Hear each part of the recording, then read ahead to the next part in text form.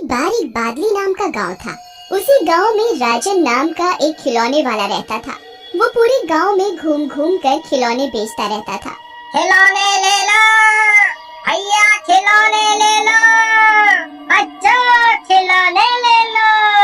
मेरे पास हाथी है, घोड़ा है, गधा है, इसको जो चाहिए वो सब मिलेगा। खिलौने ले लो।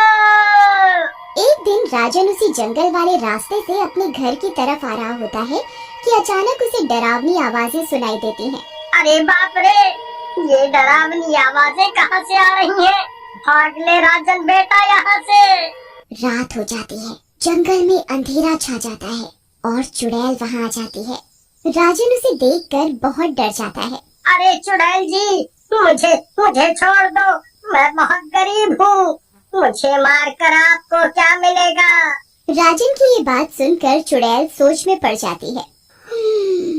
क्या तो ये सूखा सही रहा है।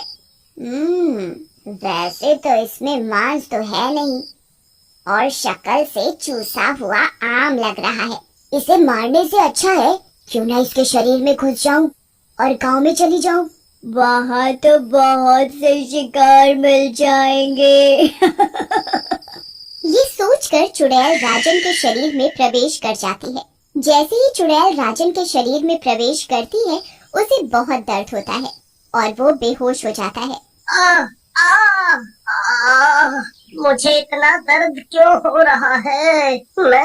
मैं बेहोश हो रहा हूँ, कोई बचाओ मुझे। अगले दिन सुबह राजन को होश आता है और वो अपने घर की ओर चल देता है। उसकी बीवी चमेली, जो कि बहुत खड़ूस और लड़ाकी होती है, उसका इंतजार कर रही होती है। आ गए बच्चों के सुपरमैन, कहाँ थे रात भर? रात में खिलौने कहाँ बिकते हैं? किसके साथ थे? तू कुछ टाइम से ज्यादा नहीं बोलती, चुप कर, नहीं तो घर से बाहर निकाल दूंगा। जब देखो पटर पटर करती रहती है, देवी है क्या? ये सुनकर चमेली काफी डर जाती है और राजन भी वहाँ से चला जाता है। आज ये चूहा शेर कैसे बन गया? वैसे तो इसके मुंह से एक शब्द भी नहीं फूटता था। अगले दिन राजन खिलौने बेचने निकलता है। खिलौने ले लो, खिलौने, खिलौने वाला आया है, खिलौने ले लो।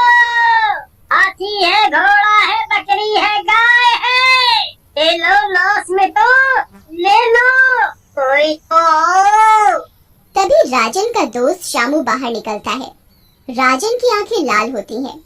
राजन के अंदर की चुड़ैल शामू को देखकर खुश हो जाती है। क्या तंदुरुस्त शिकार है, आज तो मजा आ जाएगा। आज फिर पार्टी हो जाएगी। अरे राजन, कई दिन बाद आए इस तरफ, मुझे एक हाथी का खिलौना दे दो, मेरा बेटा मांग रहा है। ओहो भाई, अरे मैं वो तो दुकान पर ही भूल गया। एक काम करो ना, शाम को आकर दुकान से ही ले लो, थोड़ी बातचीत भी हो जाएगी। ठीक है राजन, मैं फिर शाम को मिलता हूँ। शामू को रात में काफी देर हो जाती है, लेकिन राजन उसका अपनी दुकान पर ही इंतजार कर रहा होता है। दुकान में काफी अंधेरा होता है। अरे राजन भाई, माफ करना, मुझे आने में देर हो गई और दुकान में इतना अंधेरा क्यों कर रखा है? चलो लाइट जलाओ। ऐसा कहकर शामू दुकान की लाइट जला देता है, लेकिन उसके सामने चुड़ैल बैठी होती है और राजन बेहोश पड़ा होता है। कौन हो तुम? और राजन की दुकान पर क्या कर रही हो? मैं सूखे अखरोट की मालकिन हूँ, तू मुझे अच्छा लगा, अब मैं तेरा मांस खाऊंगी। ऐसा कहकर चुड़ैल शामू को मार देती है और उसका मांस खाने लगती है। मजा आ गया, ये गांव तो बहुत बढ़िया है, पहली बार में ही मोटा शिकार मिल गया। उसके बाद चुड़ैल राजन के अंदर चली जाती है और राजन अपने घर चला जाता है। अगले दिन सारे गांव वाले शामू को ढूंढने लगते हैं और थोड़ी देर बाद शामू की लाश मिलती है, जो जगह जगह से कटी फटी होती है। ये देखकर गांव वाले डर जाते हैं और बातें करने लगते हैं। अरे भैया, ये कौन मारा इसको इतनी बुरी तरह से? इसको तो लगत है दोनों नोच नोच के खा गया है। हमका तो लगत है जैसे दोनों भूत प्रेत का काम है।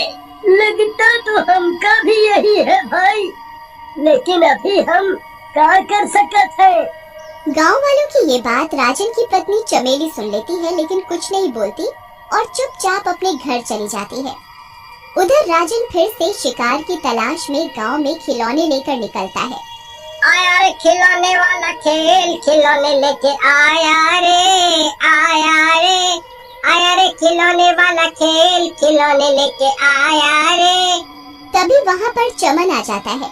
अरे वाह, क्या बात है राजन भाई, आज तो मूड में लगत हो, खूब गाना वाना गा रहे हो, क्या बात है? पूरा पिरहुआ बने जा रहे हो। अरे सब छोड़ा, हमारा बच्चा एक तो दुल्हन का खिलौना मांग रहा था, तू दे दो हमका। लेकिन राजन फिर से वही खिलौना न होने का बहाना बनाता है और चमन को शाम को दुकान पर आने के लिए बोलता है। शाम को चमन वहाँ पहुँचता है। लाओ भाई, हमारा सामान दे दो, ये हमारे बच्चे नहीं शैतान के नाना हैं, दुखी कर दिए हैं हमको।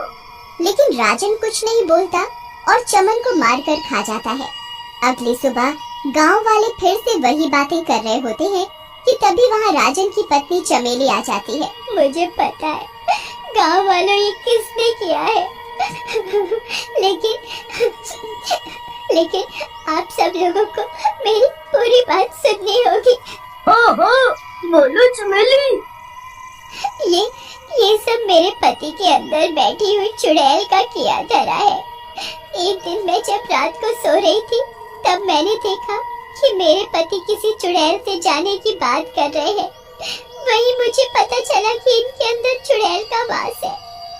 गांव वालों मेरी मदद करो, मेरे पति को बचा लो। ये कैसे हो सकता है?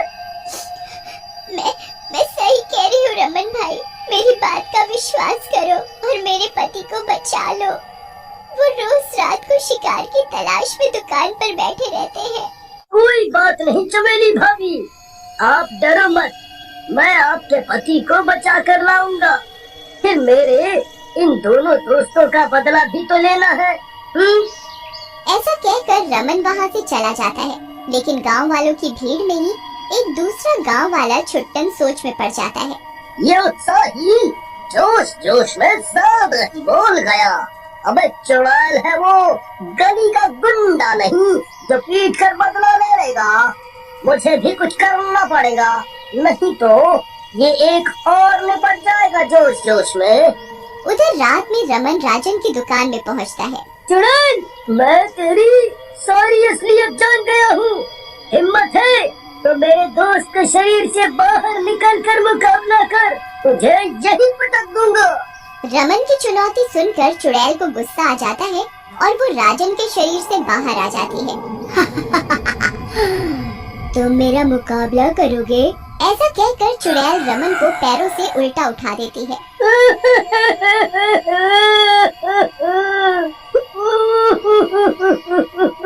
अरे मर गया रे, ये बहादुरी तो महंगी पड़ गई। कोई बचाओ मुझे, बचाओ बचाओ, अरे मम्मी बचा लो।